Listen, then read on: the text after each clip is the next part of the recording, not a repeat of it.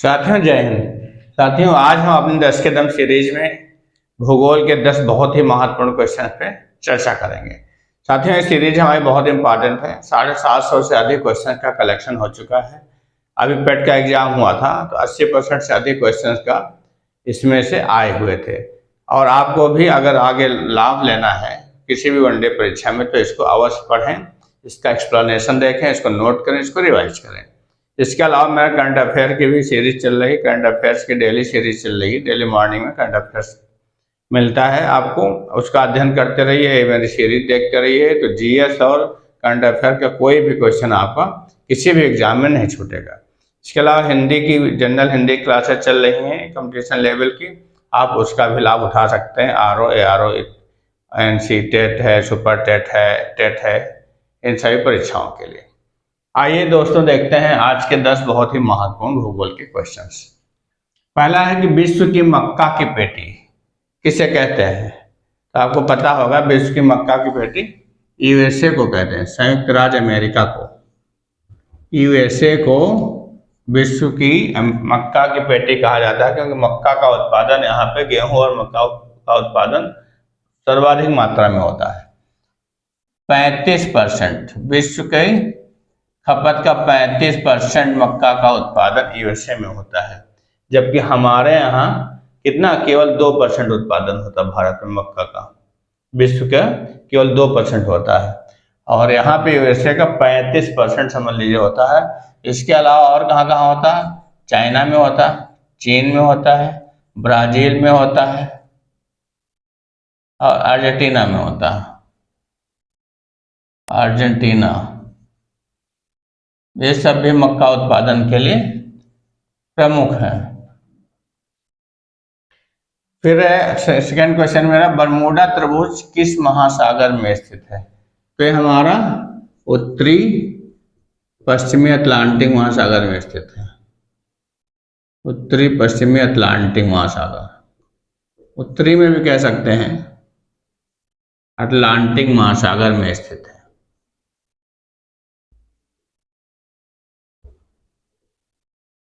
ये विशाल का क्षेत्र है, इसका क्षेत्रफल कितना है? 7 लाख वर्ग किलोमीटर में, 7 लाख वर्ग किलोमीटर में। ये अमेरिका के बहुत नजदीक है। कनाडा से ये 1350 किलोमीटर पे स्थित है और अमेरिका से 1750 किलोमीटर पे स्थित है। अमेरिका और कनाडा से बहुत ही नजदीक स्थित है। तो सबसे इसमें लगभग आज तक बताते हैं कि एक रहस्यमय जगह है जहाँ पर क्या होता है, कोई भी अगर जहाज वहाँ निकलता है तो बताते हैं उसको खींच लेता है, उसको डुबो देता है, या सतह से जो निकलते हैं वो भी जहाज डूब जाते हैं। वहाँ पे इतने मौसम खराब हो जाता है, कोई जहाज होता है तो झंझावत में फंस जाता है, फंस के वो उसको कोई दिशा उशा का ज्ञान नहीं रहता है और उसमें डूब जाता है। कहते हैं कि वहाँ पे बहुत एक बवंडर टाइप उत्पन्न हो जाता है। तो अब उसके बहुत से लगभग आज तक लगभग 70 से 75 जहाज इसमें डूब चुके हैं और जो कैजुअलिटी हो गई लगभग 1000 लोग मारे जा चुके हैं। तो इसका रहस्य धीरे धीरे पता चला है। ऑस्ट्रेलिया के वैज्ञानिकों ने ये पता लगाया है कि इस क्षेत्र से बहुत सी बड़ी मात्रा में मीथेन गैस निकलती है। मीथेन गैस से निकलते से क्या होता है कि पानी का वहाँ पे आते तो डेंसिटी कम हो जाती है, जिसके कारण उसके सतह पे जो जहाज होते हैं वो नीचे चले जाते हैं। नीचे चले जाते हैं तो फिर वो डूब जाते हैं, पता नहीं चलता उनका, इतना विशाल काय है क्योंकि। और तब यही मीथेन गैस जब ऊपर चले जाती है फिर वो क्या करती, ठंडी होकर फिर नीचे आती, तो नीचे आकर के फिर जब वो ऊपर से ठंडी होकर आती तो वहाँ क्या होता है, जो जहाज उसके रेंज में आ जाता तो साथ में उसका इतनी ज़्यादा मात्रा में होती है कि उसको प्रेशर से नीचे दबा देती है और खींच लाती है उसको, इतनी तेजी से उतरती है नीचे वायुमंडल से तो उसको खींच लाती है, विशाल का जो भंडार होते हैं मीथेन के। तो अब टेक्नोलॉजी चेंज हो चुकी, पहले पता नहीं लगाया जा सकता था कि कब मीथेन गैस वहाँ निकल रही, हमेशा नहीं निकलती, कभी कभी। तो जब भी निकलती है तो पता चल जाता है। अब टेक्नोलॉजी बदल चुकी है तो पता चल जाता है वहाँ पे अब इसमें मीथेन गैस की नहीं है, तो वहाँ से जहाज आराम से पास हो जाते हैं। पहले ये बहुत ज़्यादा मात्रा में, लेकिन अब लोग अवॉइड ही करते हैं, उसका डर इतना बना कि वहाँ से निकलते ही नहीं है, मैक्सिमम अवॉइड किया जाता है कि वहाँ से ना निकला जाए। तो बहुत ही बड़ा रहस्यमय जो है क्षेत्र है बरमूडा ट्रायंगल। किम्बरले क्यों प्रसिद्ध है? किम्बरले ये प्रसिद्ध है आपका हीरे की खान के लिए, खनन के लिए। हीरे के खनन के लिए प्रसिद्ध है। कहाँ स्थित है ये अफ्रीका के साउथ अफ्रीका भाग में, साउथ अफ्रीका में स्थित है। साउथ अफ्रीका, दक्षिणी अफ्रीका जिसको कहते हैं कि केप प्रांत है, केप प्रांत की राजधानी है किम्बरले। 1866 में इसकी पता लगा, इनके खानों में इसकी खोज हुई। तब से लगातार क्या होता है, हीरे का बहुत अधिक मात्रा में यहां से खनन किया जाता है। अगला, ग्रेट चैनल किस किस को अलग करता है? ग्रेट चैनल जो है हमारा किस किस को अलग करता है? बहुत इंपॉर्टेंट क्वेश्चन है। ग्रेट चैनल किस किस को अलग करता है? तो एक ग्रेट निकोबार और किसको, सुमात्रा द्वीप को अलग करता है।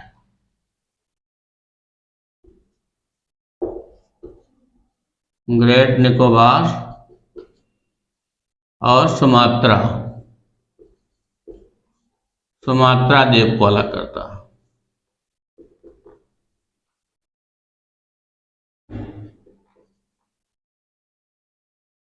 अलग करता है, इसलिए ग्रेट चैनल कहा जाता है। इसके अलावा और आपका जैसे मालदीव मिनी का कौन सा चैनल अलग करता है? 8 डिग्री चैनल अलग करता है। और मिनी का और लक्षद्वीप को कौन सा 9 डिग्री चैनल अलग करता है। 10 डिग्री चैनल किसको अलग करता है? लघु अंडमान को और कार निकोबार को अलग करता है। विश्व का सबसे ऊंचा बांध कौन सा बांध है? तो न्यूरेक। न्यूरेक कहाँ पे है? न्यूरेक बांध तजाकिस्तान में, तजाकिस्तान, बक्स नदी पर,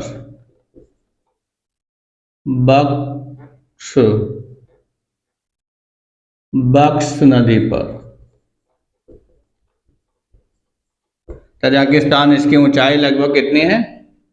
लगभग 304 मीटर ऊंचा है, लगभग 980 फीट। और एक रोगुन बांध बन रहा है जो 2028 में कंप्लीट होगा। उसकी ऊंचाई 306 मीटर करीब है, लगभग इससे 100 फीट अधिक है, लगभग 1066 फीट है ऊंचा। वो अभी बना नहीं, तो अभी इस स्थिति में भी न्यूरेक तजाकिस्तान बक्स नदी बांध सबसे ऊंचा माना जाता है।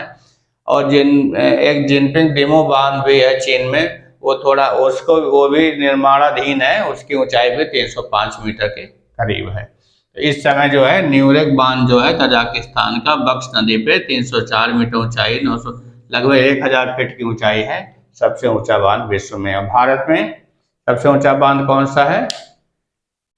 कौन सा है बताएंगे आप? भारत में सबसे ऊंचा बांध कौन सा है? टिहरी बांध, 260 मीटर है ऊंचाई उसकी, भारत की जो सबसे ऊंचा बांध है। टिग्रिस किस देश की प्रमुख नदी है आपकी, जिसको टाइग्रिस भी कहते हैं? तो इसको दजला नदी भी कहते हैं। दजला, फरात नदियां जो हैं आपकी, इससे दजला नदी भी कहते हैं। दजला फरात भी फेमस है। टिग्रिस या टाइग्रिस नदी भी कहते हैं। ये लगभग 2000 किलोमीटर क्षेत्र में बहती है, 2000 किलोमीटर लंबी नदी है। ये तुर्की की पहाड़ियों से निकल करके, तुर्की से निकलती है, तुर्की तथा इराक में बहती है। इराक की ये बहुत प्रसिद्ध नदी है। और इस पे आपके मोसुल है, बसरा है और बगदाद शहर इसी पे, इसके तट पे स्थित है। मोसुल, बगदाद, मोसुल, बगदाद और बसरा शहर जो है मुख्य इसके तट पर स्थित है, इसके तट पर स्थित है। तो दजला नदी भी इसी को कहते हैं, टाइग्रिस नदी का नाम है। ये बाद में फरात नदी से मिल जाती है और ये दोनों नदियां मिल करके फारस की खाड़ी या पार्शिया की खाड़ी में गिर जाते हैं। वनस्पतियों और जीव जंतुओं के जीवाश्म कौन से चट्टानों में पाए एलिफेंटा दर्रा कहाँ स्थित है? अगला क्वेश्चन है। एलिफेंटा दर्रा ये जाफना द्वीप के प्रवेश द्वार पे स्थित है श्रीलंका के। तो जाफना द्वीप को श्रीलंका के मुख्य भूमि से अलग करता है। कहाँ स्थित है? जाफना द्वीप के प्रवेश द्वार पर।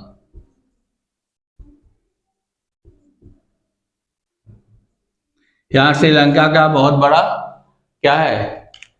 एक एयरबेस है, नौसेना अड्डा है, नौसैनिक अड्डा है श्रीलंका का बहुत बड़ा। यहाँ पे एयरबेस है, नौसेना का अड्डा है, बहुत बड़ा विशाल का अड्डा है। और ये जाफना द्वीप ये पहले एक नमक का बहुत बड़ा क्षेत्र होता था। ये नमक का बहुत ही बड़ा क्षेत्र होता था। तो जाफना द्वीप तथा श्रीलंका के मुख्य भूमि से अलग करता है, को अलग करता है श्रीलंका के मुख्य भूमि से, श्रीलंका की मुख्य भूमि से अलग करता है। कौन सा? आपका एलिफेंटा दर्रा जो है, आपका एलिफेंटा पास जिसको कहते हैं। फिर अगला क्वेश्चन है, वनस्पतियों और जीव जंतुओं का जीवाश्म कौन से चट्टानों में पाया जाता है? किसमें पाया जाता है? वनस्पतियों और जीव जंतुओं का जीवाश्म कौन से चट्टानों पाया जाता है? अवसादी चट्टानें। कौन सी चट्टानें हैं? अवसादी चट्टानें। अवसादी चट्टानें कैसे होती हैं? अवसादी चट्टानें तो ये ऐसी चट्टानें होती हैं जो मेन मुख्य रॉक्स होते हैं उनसे टूट टूट के बनते हैं, टूट टूट के जो उनके किनारे टूट जाते हैं, अक्षय अपरदन से निर्मित होते हैं। तो बहुत सी बड़ी हवाओं से या पानी के तेज बहाव से या झरनों से टूट के जो चट्टानें गिरती हैं, फिर वो बह करके कहाँ नदियों के तलहटों में या निचले क्षेत्रों में जमा हो जाती हैं, कंकड़ पत्थर। तो उसमें बहुत सी बेग से जीव जंतु और जीवाश्म वनस्पतियां के दब जाती हैं तो सालों साल, लाखों साल, मिलियन साल तक संक्रियाएं ताप दाब की क्रिया होती है, जिसके कारण वो क्या बन जाती है? विशाल क्या मजबूत चट्टानों के रूप में परिवर्तित हो जाती है। उन्हें ही अवसादी चट्टानें कहा जाता है। भारत किसका सर्वश्रेष्ठ उत्पादक एवं उपभोक्ता है? तो चाय का। किसका है? चाय का। अंग्रेजों की देन है, हमको दे गए हैं, आदत डाल गए हैं चाय की।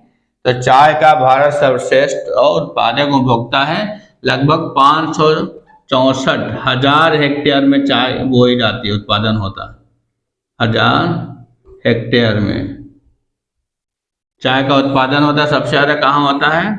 एक तो आसाम में होता है, जिसको असम कहते हैं, पश्चिमी बंगाल में होता है, पश्चिमी बंगाल में, तमिलनाडु, केरल,